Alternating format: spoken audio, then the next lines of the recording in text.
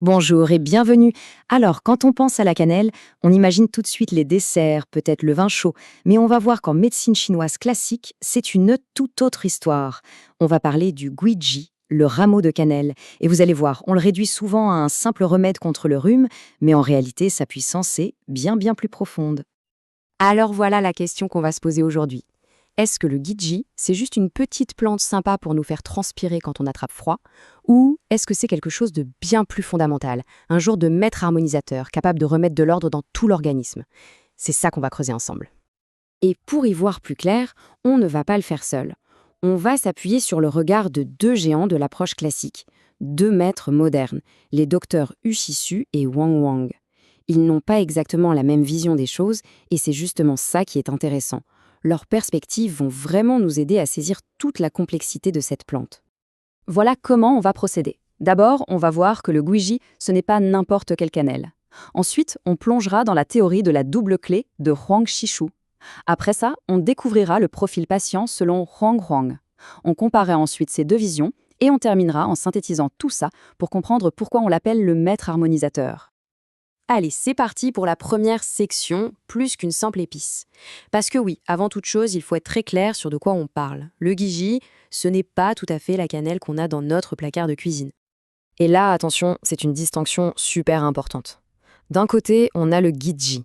Imaginez les jeunes rameaux, les toutes petites brindilles de l'arbre. C'est fin, c'est léger, et son action va plutôt être en surface. De l'autre côté, il y a le rougi. Là, c'est l'écorce épaisse du tronc. C'est beaucoup plus chaud, et son action est bien plus profonde. C'est crucial de comprendre ça, parce que dans les formules classiques dont on va parler, c'est quasi toujours du giji, le rameau, qu'il s'agit. Et pour bien mesurer son importance, un chiffre tout simple, 30%. Le Gijji est présent dans à peu près 30% des formules du Shanganlun. Et le Shanganlun, c'est un peu la bible de la phytothérapie chinoise, le texte fondateur. Donc 30%, ce n'est vraiment pas rien. Ça nous montre à quel point cette plante est absolument centrale, fondamentale. Ok, maintenant qu'on a posé les bases, on passe à notre premier maître, Ushishu. Et on va voir sa vision, qui est très particulière, sur le mécanisme d'action du Giji. Cette citation du docteur Fang, qui est l'héritier direct de la pensée de Ushishu, elle résume tout. Le Guiji, c'est une clé raffinée pour restaurer l'ordre. J'aime beaucoup cette image de la clé raffinée. Ça veut dire que ce n'est pas une force brute, ce n'est pas un bulldozer. C'est un outil de précision qui vient ouvrir les bonnes serrures pour que l'équilibre se rétablisse de lui-même. Et le cœur de sa théorie, le voici. C'est le concept de la double clé. Pour lui, le Guiji a deux actions, en même temps. La première, c'est celle qu'on connaît le mieux. Une action vers l'extérieur. Il ouvre les pores, il libère la surface pour chasser ce qui agresse le corps, typiquement en coup de froid. Classique. Mais, et c'est là que ça devient passionnant, il a une deuxième action simultanée qui va vers le bas. Sa fonction, c'est de maîtriser, de calmer une énergie qui monte de façon anormale, de la faire redescendre. Cette énergie qui monte de manière anarchique, on l'appelle le jiangni ou le qi rebelle. Et le docteur Hu insistait énormément là-dessus. C'est vraiment cette sensation d'un courant qui part du ventre et qui remonte violemment vers la poitrine, vers la gorge. Dans les cas les plus extrêmes, ça porte un nom assez imagé, le syndrome du porcelet galopant. C'est parlant, non. Ça décrit bien cette sensation de panique, d'anxiété, avec des palpitations intenses qui peuvent en résulter. Du coup, on comprend bien qu'avec cette double action, le champ d'application du Guiji devient énorme. On n'est plus du tout limité aux petits rhumes. On peut traiter des toux, des vertiges, des maux de tête, à condition qu'ils soient causés par cette montée d'énergie. C'est aussi un super antidouleur, notamment pour les articulations qui souffrent du froid. Et, petite astuce, quand on le combine avec la pivoine, le Shaoyao, c'est un duo de choc pour calmer les crampes et les spasmes musculaires. Allez, on change de perspective. On quitte Ushishu pour s'intéresser au docteur Wang Wang. Et là, on va voir, son approche est différente. Il est moins focalisé sur le mécanisme d'action de la plante et beaucoup plus sur la personne qui en a besoin. Pour le docteur Wang, le signal d'alarme, l'indicateur numéro 1, c'est ce qu'il appelle le Qi Shong. C'est cette sensation subjective, décrite par le patient lui-même, que quelque chose se précipite vers le haut, de l'abdomen vers la poitrine. Alors oui, ça ressemble énormément au Jiangni de Ushishu. La différence, c'est que Wang Wang part vraiment du ressenti de la personne. Si quelqu'un décrit cette sensation, c'est le feu vert pour penser au Giji. Et ce qui est vraiment fascinant dans son approche, c'est qu'il a carrément défini ce qu'il appelle une constitution Giji. C'est un profil type, un véritable portrait robot. En général, c'est une personne plutôt mince, svelte, parfois d'apparence un peu fragile. La peau est souvent pâle, mais elle est douce, humide au toucher. L'abdomen, lui, est plat, mais si on palpe, on sent que les muscles sont tendus, un peu comme une peau de tambour. Et enfin, un signe clé, la langue. Elle ne doit surtout pas être rouge et sèche. Au contraire, elle est plutôt tendre et humide. C'est cet ensemble de signes qui va vraiment l'orienter. Une fois que ce profil Gidji est identifié, son système est d'une logique implacable. Il fonctionne avec des duos de plantes, ce qu'il appelle ses 5 piliers.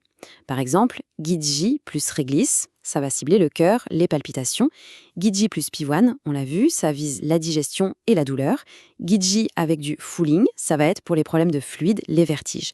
C'est une méthode très structurée, très claire, vraiment élégante. Attention, un point de sécurité absolument crucial. Il faut bien garder en tête que le Gidji est une plante tiède. Elle réchauffe, donc logiquement, elle est totalement contre-indiquée s'il y a déjà des signes de forte chaleur dans le corps. C'est quoi ces signes? Une langue très rouge, très sèche, une soif intense, une forte fièvre. Si on voit ça, on oublie le Gidji. C'est vraiment la règle d'or à respecter. Parfait. Maintenant qu'on a vu ces deux approches, mettons-les face à face. C'est en les comparant qu'on va vraiment pouvoir saisir l'essence du Giziji. En fait, c'est comme s'il regardait à la même chose avec 2 paires de lunettes différentes. Pour résumer, Ushi-Ushu, lui, il se concentre sur la dynamique de la maladie. Il se demande qu'est-ce que fait l'énergie? Est-ce qu'elle monte? Est-ce qu'elle sort? Il analyse le processus. Wang, à l'inverse, se concentre sur la personne. Il se demande à quoi ressemble mon patient, quelle est sa constitution. Il analyse le terrain. C'est vraiment ça la différence, processus contre terrain. Et c'est le point le plus important. Au-delà de leurs différences d'approche, ils se rejoignent sur un point absolument crucial. Qu'on appelle ça Jiangni comme Ushishu ou Chichong comme Huang, peu importe le nom. Les 2 maîtres sont d'accord pour dire que le Gidji, c'est le remède par excellence quand une énergie monte à contresens et provoque des symptômes dans le haut du corps. On arrive à la conclusion. Alors au final, c'est quoi le rôle ultime de cette plante si polyvalente? Qu'est-ce qu'il faut retenir? Bon, résumons ses fonctions clés. Primo, il libère l'extérieur et régule la transpiration. Deuxio, il fait redescendre cette fameuse énergie rebelle qui monte. Tertio, il réchauffe les méridiens pour soulager la douleur. Et enfin, et c'est peut-être sa fonction la plus noble, il harmonise. Il harmonise l'intérieur et l'extérieur, mais aussi le yin et le yang, ces 2 grandes forces qui régissent l'équilibre du corps. Et c'est vraiment là qu'est toute sa finesse. S'il y a une chose à retenir, c'est celle-ci.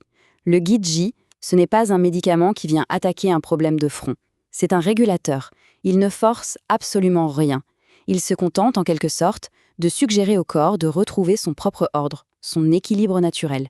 C'est une action tout en douceur, d'une grande subtilité.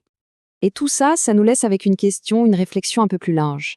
En explorant le Gidji à travers ces 2 grands maîtres, on est amené à s'interroger, la guérison la plus profonde, est-ce que c'est de cibler une maladie pour la détruire? Ou est-ce que c'est de chercher à restaurer l'harmonie globale d'une personne à la manière de ce simple rameau de cannelle? C'est une question qui va bien au-delà de la botanique, on l'aura compris, et qui résume assez bien toute la philosophie de cette approche. Merci d'avoir suivi cette analyse.